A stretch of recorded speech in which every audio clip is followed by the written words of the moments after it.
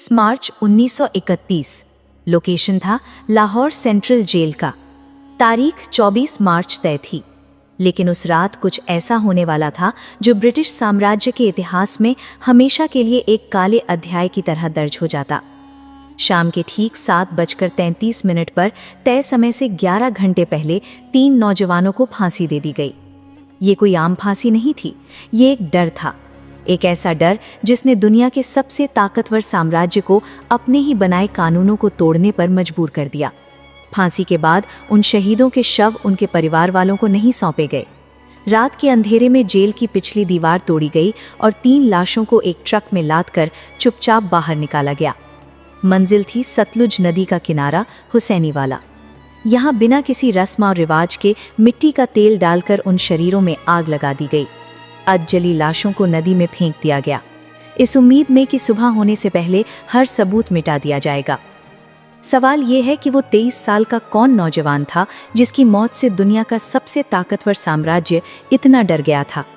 कौन था वो जिसके शरीर को तो उन्होंने मिटा दिया, लेकिन जिसके विचार को आज तक कोई फांसी नहीं दे सका? अगर मैं आपसे कहूं कि एक 23 साल के युवा जिन्होंने कभी शादी नहीं की, कभी अपना घर परिवार नहीं बसाया, लेकिन आज 90 से ज्यादा साल के बाद भी करोड़ों लोगों के दिलों में जिंदा हैं, जिन्होंने सिर्फ 23 साल की छोटी सी जिंदगी में इतना कुछ कर दिखाया कि आज तक उनके जैसा कोई दूसरा नहीं हुआ। वो फांसी के फंदे पर खड़े होकर इंकलाब जिंदाबाद के नारे लगाते रहे, जेल में बैठकर लेनिन और मार्क्स की किताबें पढ़ते रहे और ब्रिटिश सरकार को इतना हिला दिया कि वो डर गई थी कि कहीं ये युवा हीरो न बन जाए। आज मैं आपको बताने जा रहा हूँ शहीद आजम भगत सिंह की वो असली कहानी जो टेक्स्ट बुक्स में नहीं मिलती। वो कैसे पंजाब के एक साधारण से युवा बन गए देश के सबसे बड़े क्रांतिकारी। उनके अंदर वो आग क्या थी जो आज भी युवा पीढ़ी को प्रेरित करती है। तैयार हो जाइए, क्योंकि ये सिर्फ एक बायोग्राफी नहीं है, ये एक जुनून की कहानी है। लेकिन हर बार की तरह इनकी कहानी भी इनके बचपन से स्टार्ट करते हैं। तो बात है 20वीं सदी के उस पंजाब से जो विरोधाभासों से भरा था। एक तरफ ये ब्रिटिश भारतीय सेना के लिए सबसे बड़ी भर्ती का मैदान था, जहां के नौजवानों को मार्शल रेस यानी लड़ाकू कौम का तमगा दिया गया था। तो वहीं दूसरी तरफ यही पंजाब अंग्रेजी हुकूमत के खिलाफ सुलग रही बगावत का सबसे बड़ा केंद्र भी था। अंग्रेजों ने यहाँ राय बहादुर और सरदार बहादुर जैसी उपाधियां देकर जमींदारों और अमीरों का एक वफादार तबका तो खड़ा कर लिया था, लेकिन जमीन से जुड़ी दमनकारी कानूनों ने आम किसानों के दिलों में गुस्से की आग जला रखी थी। इसी माहौल में 27 सितंबर 1907 के दिन लायलपुर डिस्ट्रिक्ट के बंगा गांव के चक नंबर 105 में, जो आज का फैसलाबाद है पाकिस्तान में, रात का समय में एक छोटे से घर में एक जाट सिख परिवार में एक बच्चे ने जन्म लिया। लेकिन वो जन्म का जश्न कैसा?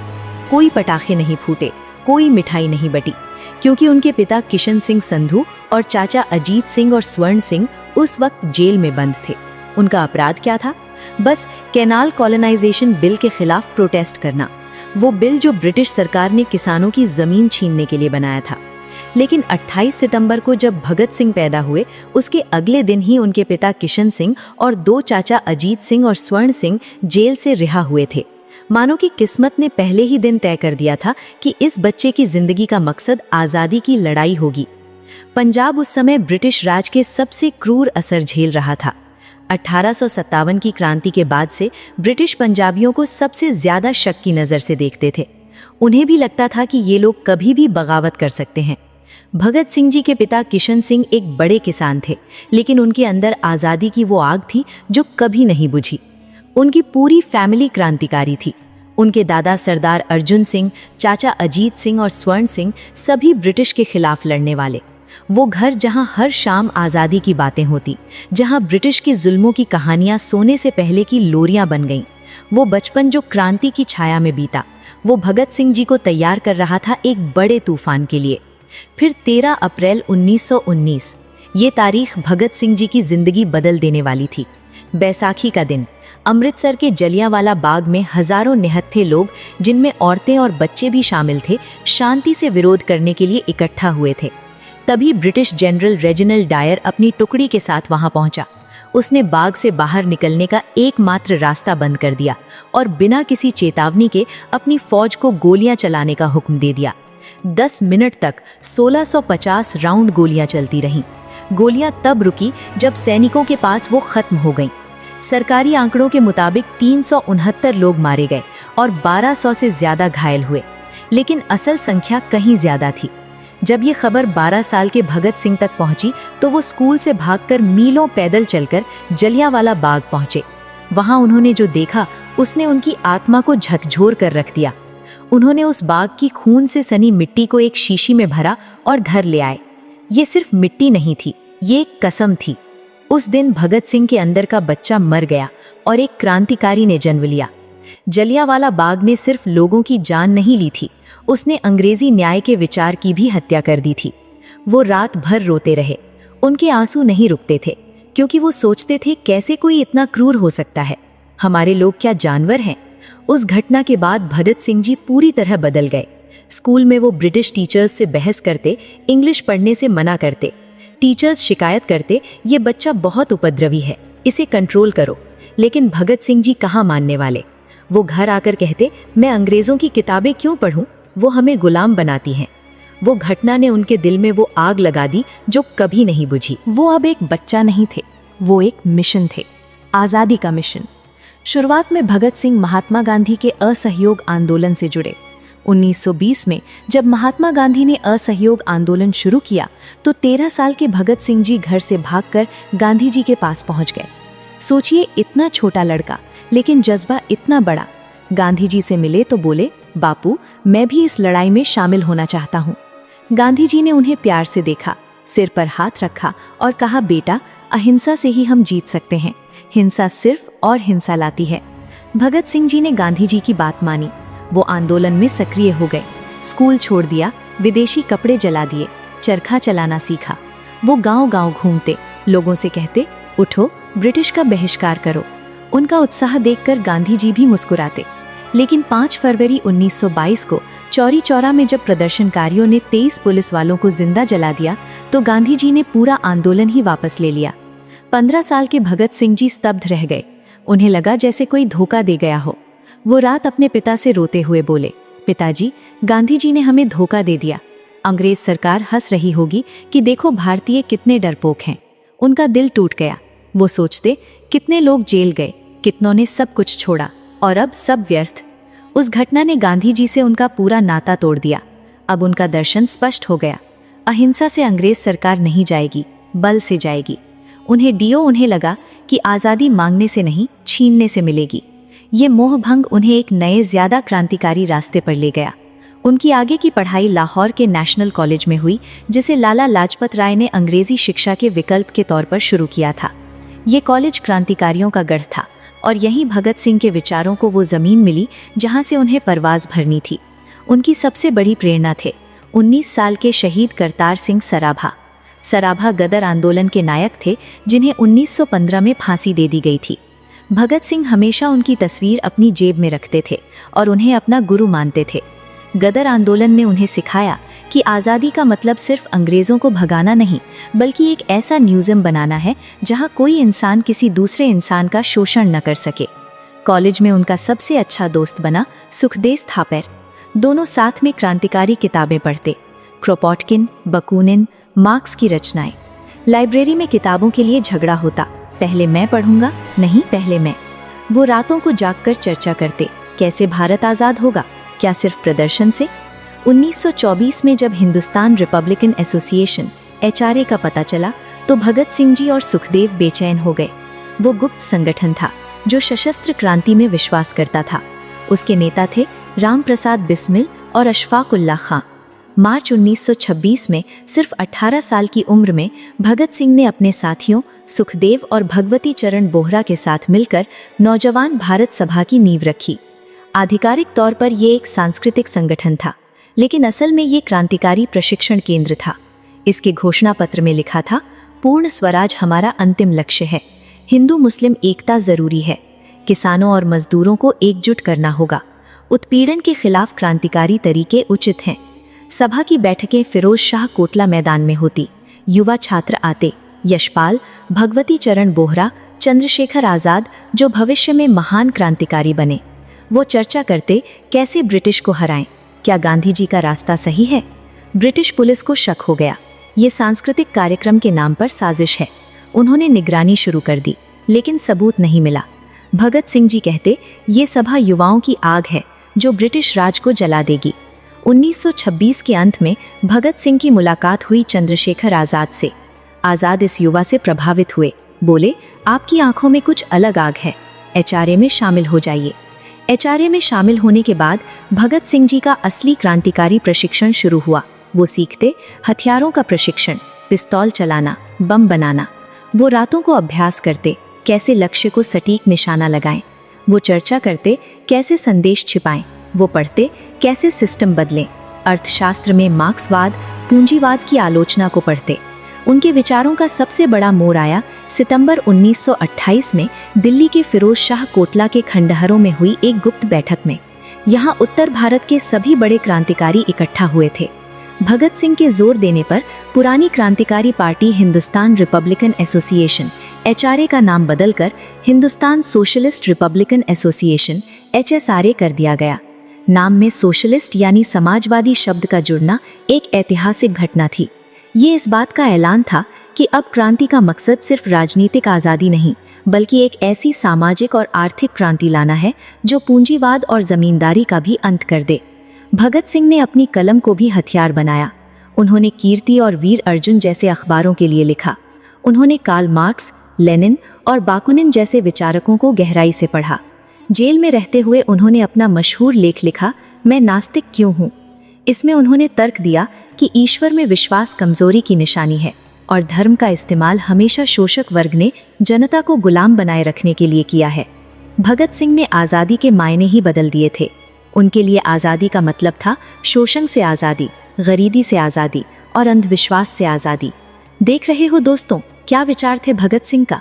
आज जहां हम हिंदी, मराठी और इंग्लिश बोलने के लिए लड़ रहे, वहां भगत सिंह शोषण से आज़ादी, गरीबी से आज़ादी और अंधविश्वास से आज़ादी की बात कर रहे थे। धन्य है वो माता और धन्य है ये देश जिनकी गोद में भगत सिंह जैसे अमर वीर का जन्म हुआ।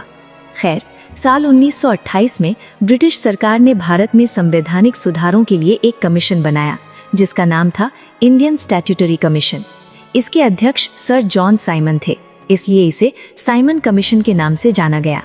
इस कमीशन में 7 सदस्य थे और सातों के सातों अंग्रेज थे, एक भी हिंदुस्तानी नहीं। ये भारत के आत्मसम्मान पर सीधा हमला था। हमारे देश का भविष्य तय होने वाला था और फैसला करने वाले सारे विदेशी। पूरे देश में एक ही नारा गूंज उठा, साइमन गो बैक। ये नारा सिर्फ शब्द नहीं था, ये हर हिंदुस्तानी के दिल की पुकार थी जो गुलामी की जंजीरों को तोड़ने के लिए बेताब थी।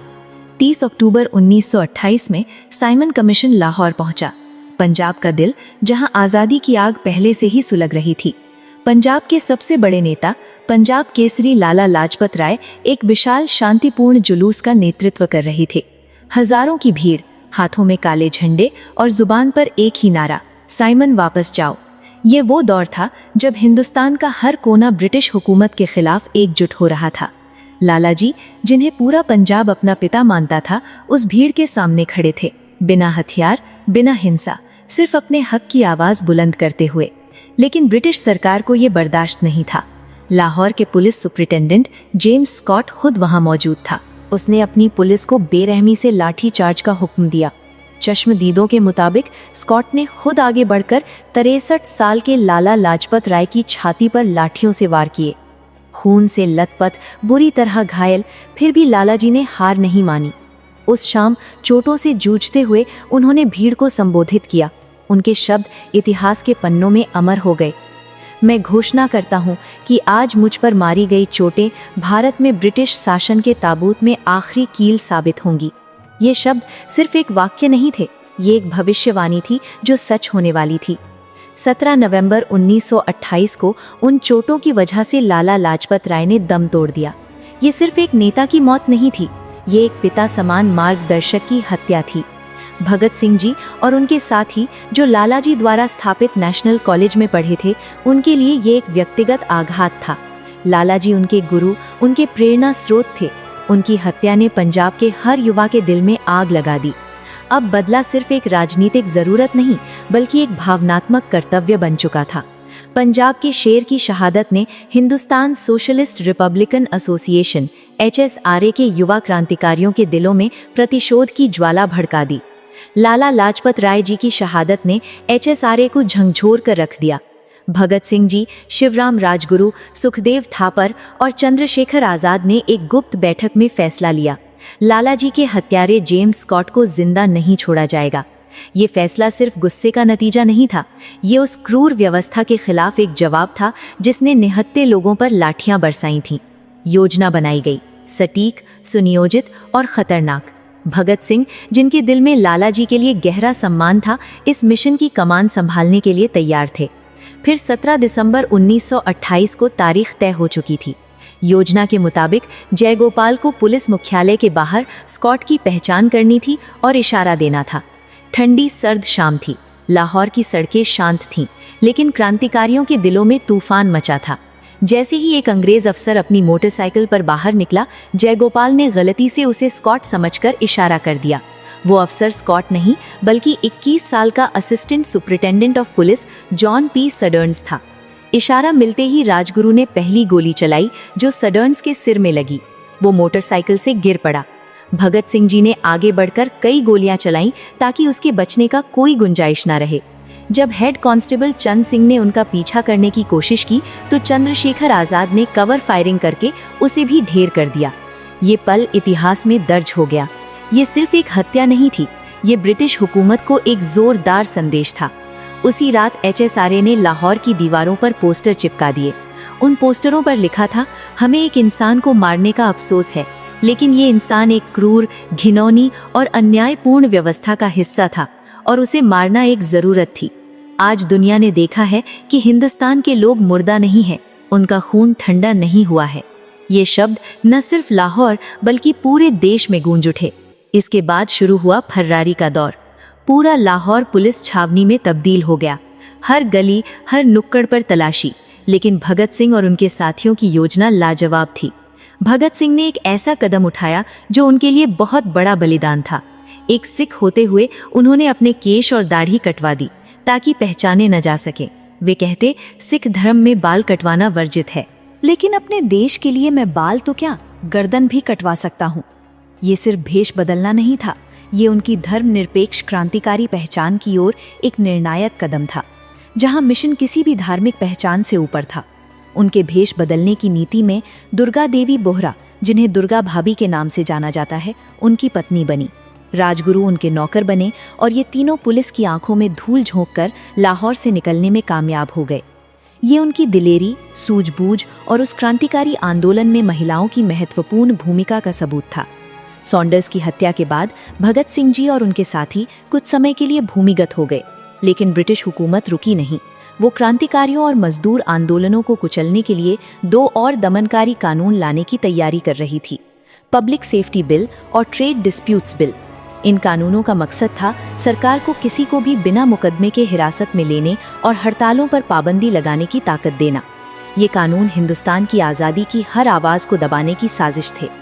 HSRA ने फैसला किया कि इन काले कानूनों का विरोध एक ऐसे धमाके से होगा जिसकी गूंज पूरे हिंदुस्तान और लंदन तक सुनाई दे।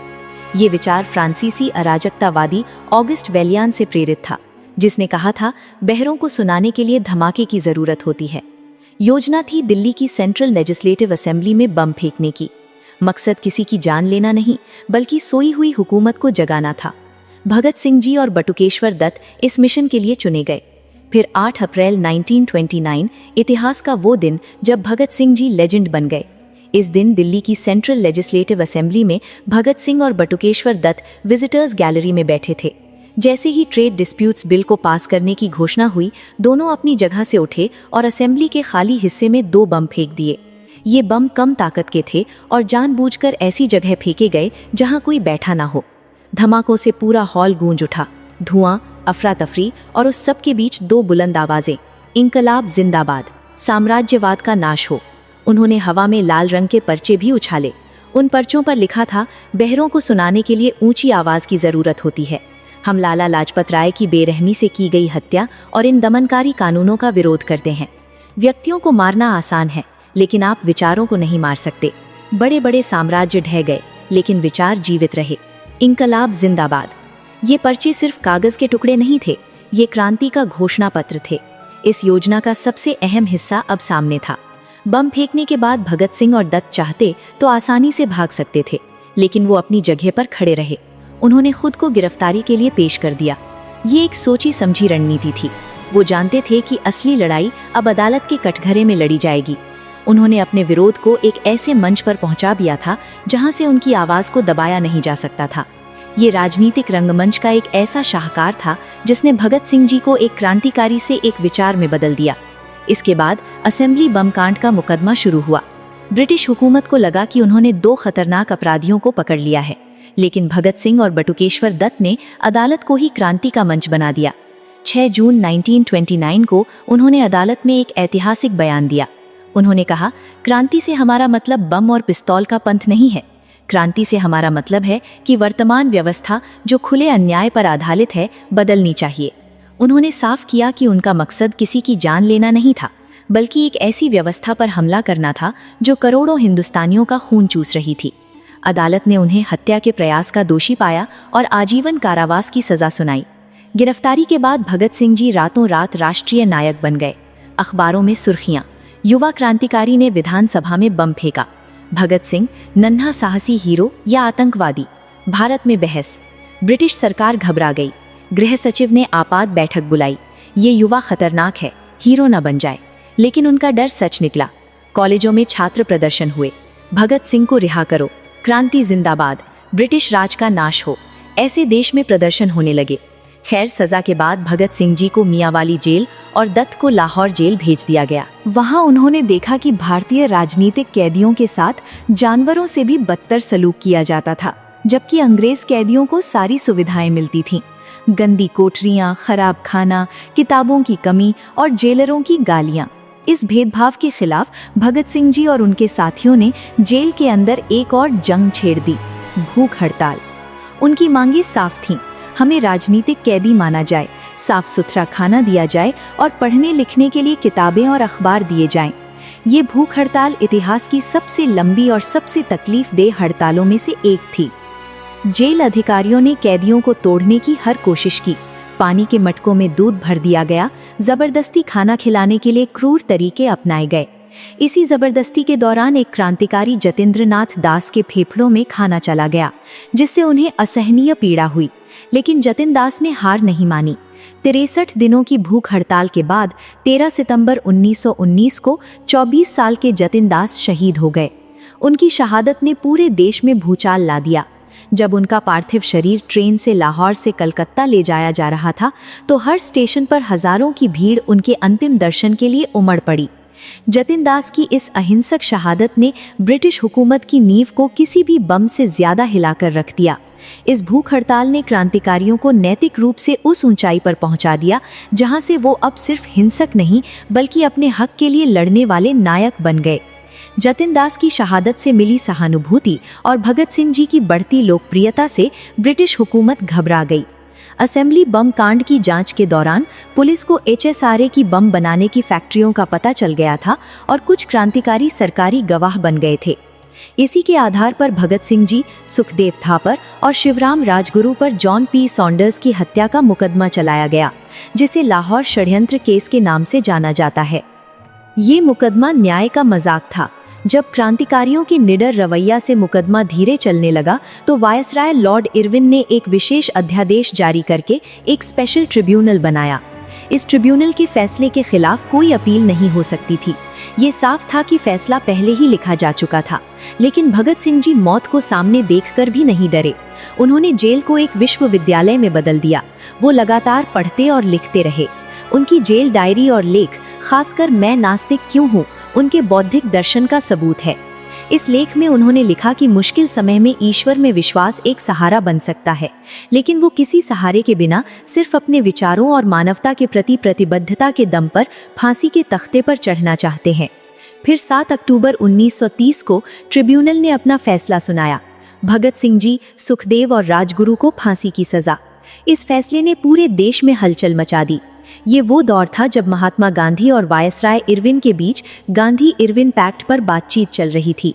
लोगों, खासकर युवाओं का गांधी जी पर भारी दबाव था कि वो इस समझौते की शर्त के तौर पर भगत सिंह जी और उनके साथियों की फांसी रुकवाएं। ये भारतीय इतिहास का एक जटिल और विवादित अध्याय है। देखो, सच ये है कि गांधी जी ने वायसराय इरविन से कई बार इस मुद्दे पर बात की। वो हिंसा के सख्त खिलाफ थे, लेकिन सजाए मौत के भी खिलाफ थे। उन्होंने मानवता और देश में शांति बनाए रखने के आधार पर सजा को कम करने या टालने की अपील की। लेकिन वायसराय पर लंदन और भारत में मौजूद अंग्रेज अधिकारियों का भारी दबाव था कि एक अंग्रेज अफसर के हत्यारों को बख्शा न जाए। दूसरी ओर भगत सिंह जी खुद किसी भी तरह की माफी या दया नहीं चाहते थे। वे अपने इस मृत्यु को देश की सबसे बड़ी सेवा और सर्वोच्च बलिदान मानते थे। उनका विश्वास था कि उनका बलिदान आने वाली पीढ़ियों में आज़ादी की लौ और तेज जलाएगा। उन्होंने पंजाब के गवर्नर को चिट्ठी लिखकर मांग की थी कि उन्हें युद्ध बंदी माना जाए और फांसी देने के बजाय गोली से उड़ा दिया जाए। ये दो विचारधाराओं का टकराव था। गांधी जी अहिंसा के रास्ते पर लंबी राजनीतिक लड़ाई लड़ रहे थे, जबकि भगत सिंह जी ने शहादत का रास्ता चुना, ये मानते हुए कि उनकी मौत देश के लिए उनकी जिंदगी से ज्यादा काम आएगी। ब्रिटिश हुकूमत ने भारतीय स्वतंत्रता आंदोलन के इन दो बड़े ध्रुवों के बीच की खाई का पूरा फायदा उठाया और फिर आई वो रात 23 मार्च 1931 की। तय तारीख से एक दिन पहले ही अंग्रेज अधिकारियों ने फांसी देने का आदेश दिया। आखिरी दिन Bhagat Singh reminiscence of Lenin पढ़ रहे थे।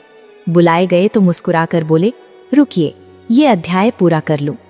उसके बाद भगत सिंह, सुखदेव और राजगुरु हंसते हंसते मेरा रंग दे बसंती चोला गाते हुए फांसी के तख्ते की ओर बढ़ गए।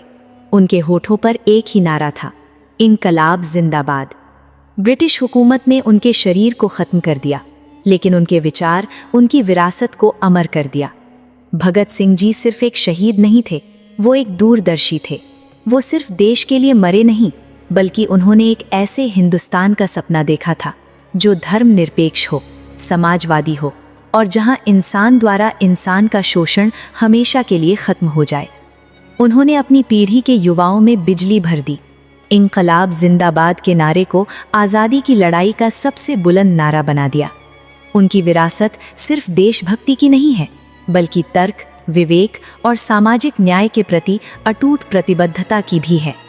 इतिहास में कई लोग देश के लिए मरे, लेकिन भगत सिंह सिर्फ मरे नहीं, उन्होंने हमें सिखाया कि किस आज़ाद हिंदुस्तान के लिए जीना है। 23 साल की उम्र में उनकी जिंदगी खत्म हो गई, लेकिन उनकी कहानी, वो तो अभी शुरू ही हुई थी। अब बताइए, भगत सिंह से आपने क्या सीखा? देश के प्रति उनकी दूरदर्शिता आपको कैसी लगी? क्या आपको लगता है कि आज हमारा देश उनके विचारों पर सच में चल रहा है, या फिर नेता लोग केवल उनके नाम का सहारा लेकर वोट मांगते हैं? अपने विचार हमें कमेंट में जरूर लिखें। और अंत में शहीद आम भगत सिंह को हमारी तरफ से सलाम। इनकलाब जिंदाबाद।